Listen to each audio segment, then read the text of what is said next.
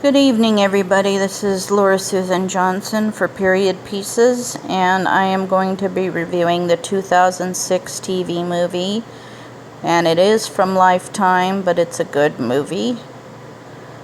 Amber's Story. The story of Amber Hagerman, who was abducted and murdered in 1996, 10 years before this movie was made. I am going to give this movie, this is a Then versus Now movie, Then versus Now review, rather. I reviewed this movie just under a year ago, as a matter of fact, on 30 July 2015. So it wasn't all that long ago. I am still not a hater of Elizabeth Rome, but I have to say that in a second viewing of this movie, she does kind of overact just a bit. It rings true in a lot of ways, but it's almost as if she really had to try to get into character. Maybe a better or more experienced actress could have done this a little more justice. I don't know. Again, I don't want to be hateful because so many people picked on her over her role in Law and Order. I think it was Law and Order Special Victims Unit. I don't know. There wasn't a whole lot of, at least not to my knowledge, known actors in this film. The one thing I do want to point out, though, is that this story and this, this whole tragedy is what led to the Amber Alert system being implemented and part of our crime alert system today. So it all starts when I forget the mom's name. Maybe I better get the combined details here. Her name is Donna, the mom's name. And she and her daughter Amber and the little boy Ricky, the brother, they're out selling Girl Scout cookies in the late afternoon, and they're going to go to their grandparents' house for dinner. That's something they do a lot of the time. They're all from Arlington, Texas. It's quite a big town, not too far from Dallas. And the kids want to go out bike riding before they head in to have dinner. And I don't know if they're going to spend the night and go to bed or head home afterwards. But anyway, when the kids are out bike riding, the sister breaks off from the brother and goes over to an abandoned Piggly Wiggly supermarket and rides around in the lot in the back of the store. And there just so happens to be a black pickup in bad need of a washing. And some guy inside of it is guzzling beer after beer. During the opening credits, you see this guy popping open beer after beer, just drinking and listening to country music and I think smoking and just looking for trouble. And he sees Amber driving around on her bicycle, and he just jumps out of the pickup and grabs her and takes off with her. And she's screaming bloody murder for her mother. And the only witness to this crime, the brother is, I don't know, quite a ways away in a park somewhere with other kids, driving around in his bike. And the only witness to this terrible, terrible thing is this older gentleman. He's up on his roof overlooking the parking lot, and he calls 911 immediately, and it's just nothing can be done. The guy just takes her in such a blink of an eye and drives away with her. The elderly eyewitness gives as much information as he's able to, but his eyesight's just not that great. So unfortunately, 4 days later, they find the little girl's body in a creek bed, and yes, she has been sexually assaulted and left there just some scumbag, you know. And of course, they've never caught him to this day. The movie is split into kind of two different time frames. One of them is like the crime against Amber and the immediate aftermath. Amber's mom and some other mothers and parents of children that had been recently or not too long before crimes of pedophiles, and they form a small group called PASO, which is PASO, Parents Against Sex Offenders, and they go to a local government, like a local, I guess, state senator or something like that, to try to get the word out. And like the Walshes, Amber's mother, along with these other parents, works very hard to get things moving and to get people aware of what's going on, of children that are being endangered by these creeps. And not too many years in the future, the Amber Alert system is implemented into different states. And later on, I think it's 2003, I think, there's a young girl named Nicole Timmons who I guess is obviously from a single mom family. No telling where dad is. They don't really mention dad, but mom's working hard at a job, and she entrusts this for some reason. I do not know why. If I was a mother, and I'm sorry this sounds prejudiced, but I would in no way, under no circumstances would I allow my daughter or my son to be watched by some random guy, even if you knew him 10 years. I don't know. I just thought he was a creep. After she's told him, don't feed her junk food, don't go out and buy her pretty dresses every day, he was obsessed with her, and the earmarks were all there, probably from the first time I glanced at him. I don't know. I don't understand what this mother's, was she in denial? Was she so desperate for any caregiver that she would just let this? She says she knew him for 10 years, but the way she spoke to him and the way she interacted with him, I didn't see any 10-year relationship there. I really didn't. He was creepy. He was oddly childlike, and that's the mark. That is one of the... He acted kind of childlike, and there's a lot of that in pedophilia, where they act very childlike and speak very childlike. So, and she'd never been in his house before. That's another thing. If you're going to let your child go into a man's house and be watched by him every day after school, you go in there and you inspect what kind of a place you're letting your child go into. You go in there and you inspect it. You look for pornography. You look for anything inappropriate for your child. This woman was an idiot.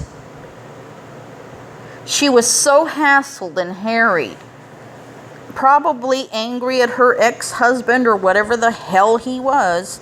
And I just thought to myself, you are the world's most stupidest mother. Your daughter deserves way better than you. You're letting some weird ass that you proclaim you've known him for 10 years. Known him how?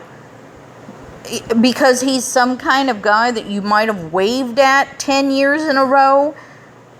And you let your daughter stay with him, not really knowing what she didn't know him from Adam. I'm sorry. Not one word, not one exchange, not one anything between her and this Park led me to believe that there was any kind of relationship beyond 5 minutes. It made me angry at the mother. I felt so sorry for that kid in the hands of idiots. So she's asked this guy repeatedly not to feed the little girl junk food. And he continuously ignores her, feeds the kid whatever the hell he feels like feeding her, and he takes her to the mall almost daily to buy her these pretty princess dresses because he has this fantasy in her head about this, having this princess, his own personal little princess. And he hasn't touched her, he hasn't fondled her. I don't know if I believe that.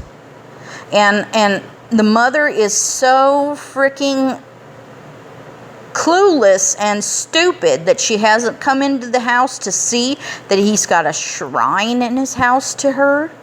He's got all these little pictures of her pasted on his wall with her wearing all these little princess gowns. Creepy. Oh my God. This is where I just said, late kid, I feel so bad for you. You need to be adopted. You need to be put into a home with people that are competent and know what it is to be a parent. This woman has no clue. Leaving you with this creepy, weird-ass pedophile freak. And he's so obsessed with her that by the time this numbnuts mother of this poor kid says, all right, I'm taking this kid out of here. She finally comes into the bedroom, into the house, and sees the bedroom and sees this shrine and gets all freaked out and says, I'm taking her out of here. You're never going to, no, you're not taking care of her anymore. I'm putting her in the after-school daycare program. He's all upset. How can you talk to me like that? You don't know what you're dealing with here. And she just ignores him and doesn't even have the frickin' foresight to tell the police, hey, my daughter, I had her in this man's care. I'm afraid of him. Please, can you please just be aware, if my daughter disappears, this is the first damn suspect you need to look at. I mean to tell you. So, anyway, a few months later, or maybe a few weeks later, maybe not even that amount of time, the man plans everything. He ransacks his own apartment, takes whatever the hell he can carry, loads up his truck, tears up all the shrine stuff off the wall, and kidnaps the little girl out of her bed. He breaks into the house without any alarms going off. I wonder why that is. No alarms for a single woman and her kid. Next morning, Mama wakes up, can't find the kid, gets all mad. Don't play games with me. What's her name?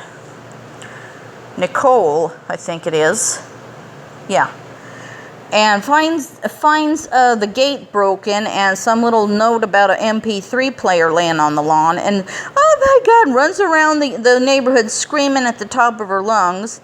And the police come by. Is there anybody who you think would want to take your kid? Well, my ex-husband, but he's supposed to go to the Philippines this morning. And she thinks of my ex-boyfriend, and we broke up, and he wasn't happy about it. And then the third person she thinks of is this Mr. Park, this creep. You didn't think of him first, you idiot. That's the first person I would have said. But the idiot didn't even tell the police when she raided the guy's apartment the first time and said, my kid's not coming back to this house. I mean, mother of the fucking year. So, yeah, you can imagine this movie, really. I just want to say to some of these people, what the hell is wrong with you? Or was it just the screenplay? Was it made to make me say, what the hell is wrong with you? So by this time, Amber Alerts have been implemented. If they haven't been implemented in all 50 states, they're definitely implemented in California. I guess they've tracked this freak and the poor little girl all the way into, I think it was Arizona. And no telling what he was planning to do to her, but they caught him, they arrested him, and she was returned to her mother. Hopefully her mother learned a few things from this horrible experience, but I don't know. The real life mother might not have been nearly as idiotic as the mother in the movie. At least I would hope not, but the mother in the movie, I just wanted to reach in the screen and grab her by the shirt collar and say, "You're an idiot!"